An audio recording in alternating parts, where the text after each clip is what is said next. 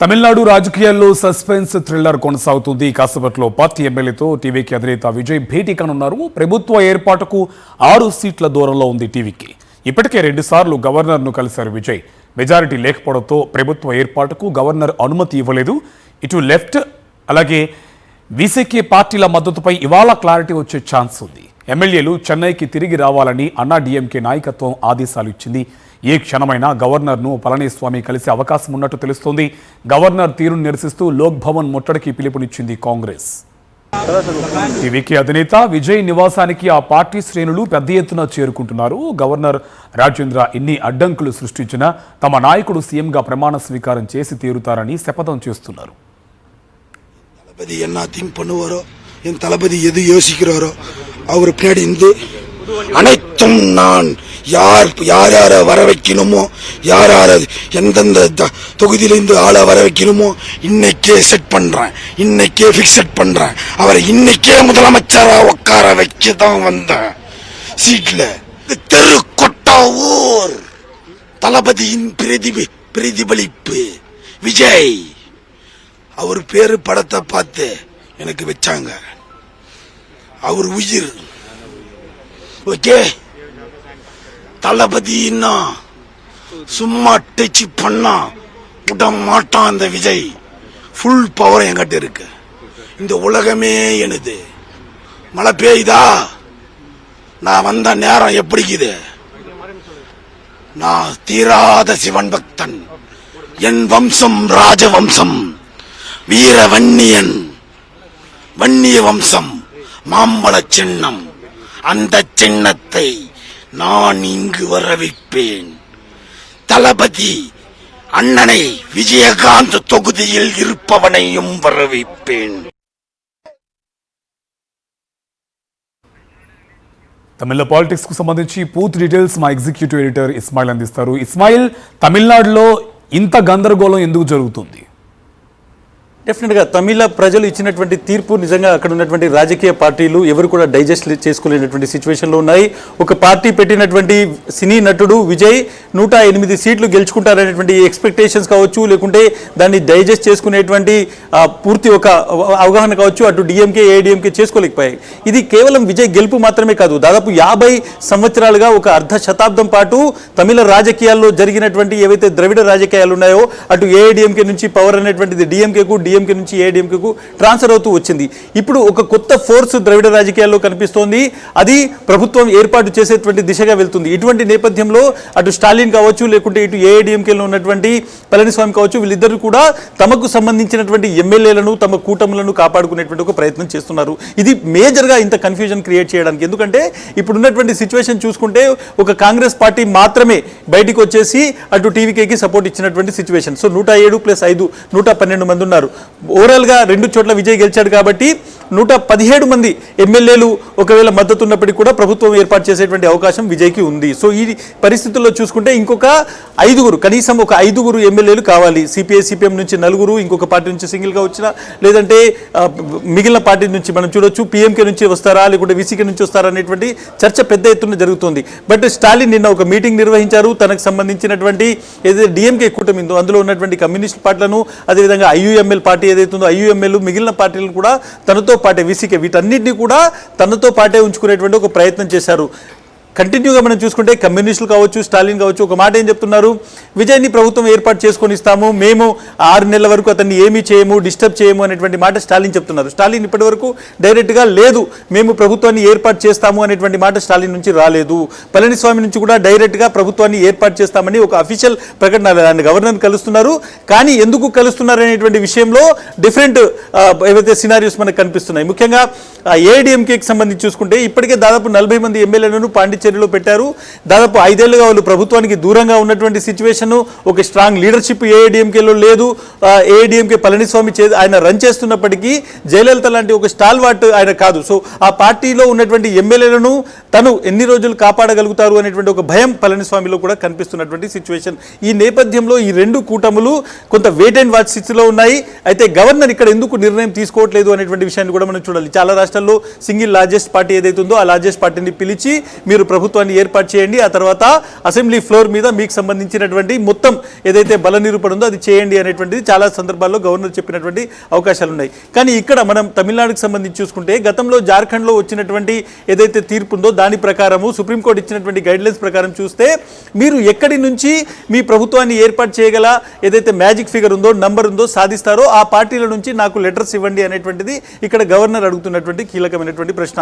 ఇంత పెద్ద విజయం సాధిస్తామని లేదంటే ఈ విజయానికి ఒక 10 సీట్ల దూరంలో ఉండిపోతాము అనేటువంటిది అటు టీవీకే విజయ్ కానీ ఆయన పార్టీ స్ట్రాటజిస్టులు కానీ ముందే ఊహించలేదు. ఒక కొత్త రాజకీయ ఫోర్స్, నిజంగానే మిగిలిన రాజకీయ పార్టీలతో పెద్దగా సంబంధాలు లేవు. ఈ నేపథ్యంలో అటు సిపిఐ సిపిఎం లీడర్షిప్ని రీచ్ కావడం కావచ్చు, లేకుంటే ఐయుఎంఎల్ లాంటి లీడర్షిప్ని రీచ్ కావడం కావచ్చు, మొత్తానికి ఇప్పుడున్నటువంటి విజయ్కు చాలా కష్టంగా మారినటువంటి సిచ్యువేషన్. ఈ నేపథ్యంలోనే ఈ కన్ఫ్యూజన్ అనేటువంటిది కొనసాగుతోంది. బట్ ఓవరాల్గా విజయ్కి అటు తమిళనాడు ప్రజల నుంచి, ముఖ్యంగా సినీ స్టార్స్ నుంచి, అటు జనాల నుంచి కూడా కొంత మద్దతు పెరుగుతుంది. ఎందుకంటే ఇంత పెద్ద విజయం వచ్చిన తర్వాత తమిళనాడు ప్రజలు 34-30% ఓట్లతో ఒక పార్టీకి పట్టం కట్టిన తర్వాత కేవలం 5-10 సీట్లు తక్కువ ఉన్నాయనేటువంటి ఒక కారణంతో ఆయనను ముఖ్యమంత్రి పదవి నుంచి దూరం చేయడం కరెక్ట్ కాదు అనేటువంటి సింపతి గత 48 గంటల నుంచి విపరీతంగా విజయ్కి కనిపిస్తున్నటువంటి సిచ్యువేషన్. సో ఈ నేపథ్యంలో పొలిటికల్ పార్టీస్ ఏం చేస్తాయి, మధ్యాహ్నం తర్వాత గవర్నర్ ఎటువంటి నిర్ణయం తీసుకుంటారనేటువంటి దాంట్లో ఈరోజు చాలా కీలకమైనటువంటి పరిణామాలు జరగబోతున్నాయి. శ్రీను అండ్ ఇస్మాయిల్, ప్రధానంగా డిఎంకే రాజకీయ వ్యూహం ఏమి ఉండొచ్చు? డెఫినెట్గా డిఎంకే చాలా కంఫర్టబుల్గా ఈసారి ప్రభుత్వాన్ని ఏర్పాటు చేసుకుంటాము, మళ్ళీ అధికారంలోకి వస్తాము, చాలా చూసుకుంటే ప్రభుత్వ వ్యతిరేక ఓటు అటు టీవీకే ఏఐడిఎంకే మధ్యలో చీలిపోతుంది అనేటువంటి ఒక నమ్మకంతో మొత్తం క్యాంపెయిన్ చేసింది. అసలు టీవీకే పార్టీని వాళ్ళు ప్రధాన శత్రువుగా అసలు ఎక్కడ కూడా భావించలేదు.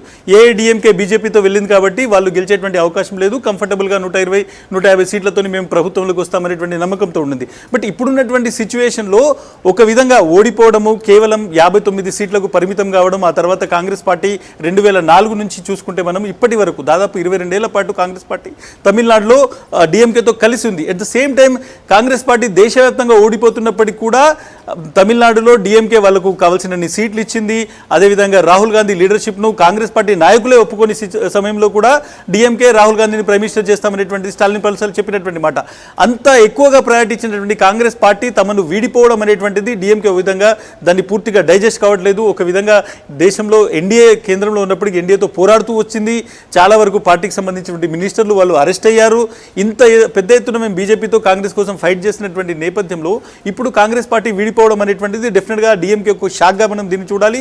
ఈ నేపథ్యంలోనే లోకల్గా చూసుకుంటే డెఫినెట్గా కమ్యూనిస్ట్ పార్టీలకు కాంగ్రెస్కు కొంత మంచి రిలేషన్సే ఉంటాయి తమిళనాడులో. కానీ లోకల్ పాలిటిక్స్ మన వరకు మనం చూసుకుంటే డెఫినెట్గా ఏవైతే సిపిఐ సిపిఎం ఉన్నాయో అవి స్టాలిన్ ఫోల్డ్లోనే ఉన్నాయి. స్టాలిన్ తీసుకునేటువంటి నిర్ణయం మీదనే అటు సిపిఐ సిపిఎం అదేవిధంగా ఐయుఎంఎల్ లాంటి ముస్లిం లీగ్ ఏదైతే ఉందో వాటికి సంబంధించినటువంటి నిర్ణయం ఉంటుంది. ఈ 3 పార్టీలకు 6 సీట్లు ఉన్నాయి. ఇవి 3 పార్టీలు కూడా ఇప్పటికీ మేము స్టాలిన్తోనే ఉంటామనేటువంటి మాట చెప్తున్నాయి. సో డెఫినెట్గా తన కార్డ్స్ను స్టాలిన్ ఓపెన్ చేయట్లేదు. తాను అధికారంలోకి వస్తాను, నేను మళ్ళీ ప్రమాణ స్వీకారం చేస్తాననేటువంటిది బెట్టు అని ఏం చేయట్లేదు. At the same time Vijay ఏదైతే ఉన్నారో ఆయన ప్రభుత్వం ఏర్పాటు చేసుకునివ్వండి, దానికి మేము అడ్డు కాదు. ప్రభుత్వం ఏర్పడిన తర్వాత 6 నెలల వరకు మేము ప్రభుత్వాన్ని డీస్టెబిలైజ్ కూడా చేయమనేటువంటి ప్రకటన చేస్తున్నారు. కానీ ప్రభుత్వానికి సంబంధించినటువంటి కావాల్సినటువంటి 6-7 ఎమ్మెల్యేలు ఎవరైతే ఉన్నారో ఇతర పార్టీలకు సంబంధించి ఎమ్మెల్యేలు ఉన్నారో ఆ పార్టీలను తన ఫోల్డ్లోనే ఇంకా పూర్తిగా ఆయన ఉంచుకున్నటువంటి సిచ్యువేషన్. ఆయన వదిలిపెడితే కానీ ఈ సిపిఐ సిపిఎం ఐయుఎంఎల్ లాంటి పార్టీలు టీవీకే దగ్గరికి వెళ్ళేటువంటి అవకాశం లేదు. సో డెఫినెట్గా స్టాలిన్ ఒక రాజకీయ చతురతతోని ఏం జరుగుతుందో చూద్దాము. బ్లేమ్ అంతా అటు గవర్నర్ మీద వెళ్తుంది, ఏఐడిఎంకే అదేవిధంగా బీజేపీ ఉన్నాయి కాబట్టి వాళ్ళ మీద బ్లేమ్ వెళ్తుంది అనే వాటిలో చూస్తున్నారు. బయట ఫీలర్స్ కూడా చాలా పెద్ద ఎత్తున్నాయి. ఏఐడిఎంకే డిఎంకే రెండు కలుస్తాయి, ఏఐడిఎంకే ప్రభుత్వాన్ని ఏర్పాటు చేస్తుంది అనే ఫీలర్ కూడా నడుస్తుంది. డిఎంకే దీన్ని అఫీషియల్గా డినై చేయట్లేదు.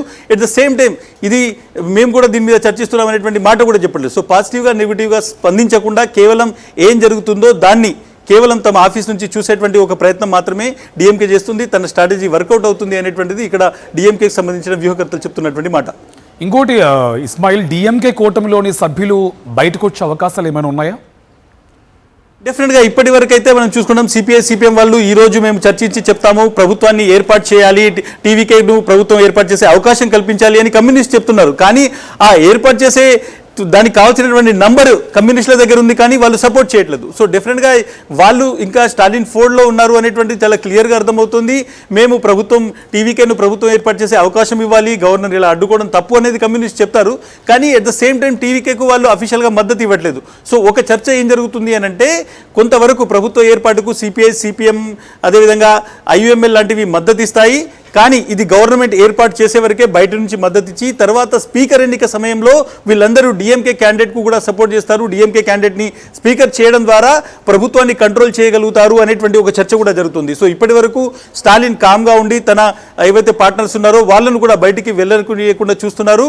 ఈ నేపథ్యంలో కమ్యూనిస్టులు, ఐయుఎంఎల్ ఇవి మూడు బయటికి వస్తాయా, ఈ మూడు కలిసి ప్రభుత్వ ఏర్పాటులో కీలక పాత్ర పోషిస్తాయా అనేటువంటిది ఒక డైలామా కొనసాగుతోంది. బట్ డెఫినెట్గా ఇదంతా కూడా స్టాలిన్ చేతిలోనే ఉంది. కాబట్టి డిఎంకే ఎవరైతే ఫ్రెండ్స్ ఉన్నారో, కూటమిలో సభ్యులు ఉన్నారో, పార్టీలు ఉన్నాయో అవి బయటికి రావాలంటే స్టాలిన్ నుంచి గ్రీన్ సిగ్నల్ వస్తే తప్ప వీళ్ళు బయటకు వచ్చేటువంటి అవకాశం కనిపించట్లేదు. అగైన్ ఇస్మాయిల్, ఇంకొకటి ఏంటంటే ప్రధానంగా ఇక్కడ గవర్నర్ ప్రాబ్లం ఎందుకు హైలైట్ అవుతుంది? ఇంకోవైపు సింగిల్ లార్జెస్ట్ పార్టీగా ఉన్నప్పుడు ప్రమాణ స్వీకారం ఎందుకు చేయించట్లేదు విజయ్తో గవర్నర్ అనేది కూడా ప్రధానంగా వినిపిస్తుంది.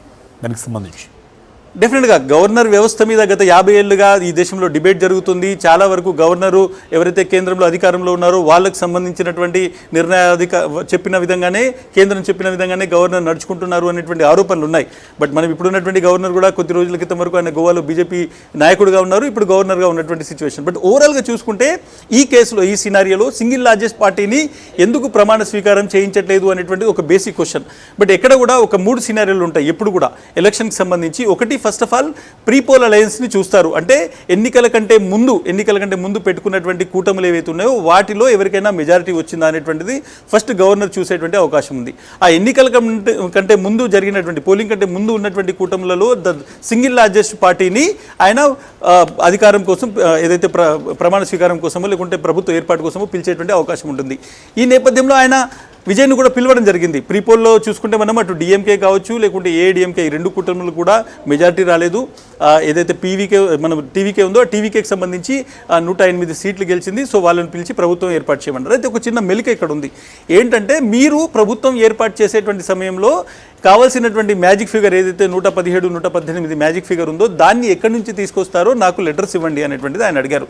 ఎందుకు అనంటే రేపు ప్రభుత్వం ఏర్పాటు చేసిన తర్వాత ఒక వారం రోజులకో 10 రోజులకో ప్రభుత్వం ఏర్పాటు చేయలేకపోతే లేకుంటే ఆన్ ఫ్లోర్ ఒకవేళ వీగిపోతే అది తమిళనాడు ప్రజలకు మంచిది కాదు. At the same time horse trading లాంటివి జరుగుతాయి, ఎమ్మెల్యేల కొనుగోలు ప్రక్రియ ఇవన్నీ కూడా వస్తాయి. సో ఇటువంటి విషయంలో గవర్నర్లు తమ విచక్షణాధికారాన్ని ఉపయోగించి ఇటువంటి క్వశ్చన్స్ అడిగేటువంటి అవకాశం ఉంది. మీరు ఇప్పుడు ఎమ్మెల్యేల సంతకాలు అవసరం లేదు, మీకు ఏ పార్టీలు మద్దతు ఇస్తారో ఆ పార్టీలకు సంబంధించిన పేర్లు లేకుంటే ఆ పార్టీలకు సంబంధించినటువంటి లెటర్స్ నాకు తీసుకొచ్చి ఇవ్వండి అని ఆయన ఇక్కడ అడుగుతున్నారు. సో డెఫినెట్గా గవర్నర్ అడుగుతున్నటువంటి ఈ ప్రశ్నను ఏ రాజ్యాంగ పరిధిలోనే ఉన్నటువంటిది, దీన్ని సుప్రీంకోర్టుకి వెళ్ళినా ఛాలెంజ్ చేసేటువంటి పరిస్థితి ఉండదు అనేటువంటిది కొంతమంది రాజకీయ విశ్లేషకులు చెప్తున్నారు. కొంతమంది లేదు సింగిల్ లార్జెస్ట్ పార్టీ ఖచ్చితంగా ప్రమాణ స్వీకారం చేయించాల్సిందే, గవర్నర్ తన విచక్షణాధికారాన్ని వాడినా కానీ ఆన్ ఫ్లోర్లో ఏదైతే మాత్రమే ఆయన టెస్ట్ చేసుకోవాల్సి ఉంటుంది. దాన్ని ప్రభుత్వాన్ని ఏదైతే తన ప్రభుత్వం ఉన్నటువంటి మద్దతును నిరూపించుకోవాలి, రాజ్భవన్లో నిరూపించుకోవాల్సినటువంటి అవసరం లేదు అనేటువంటి మాట కూడా చెప్తున్నారు. సో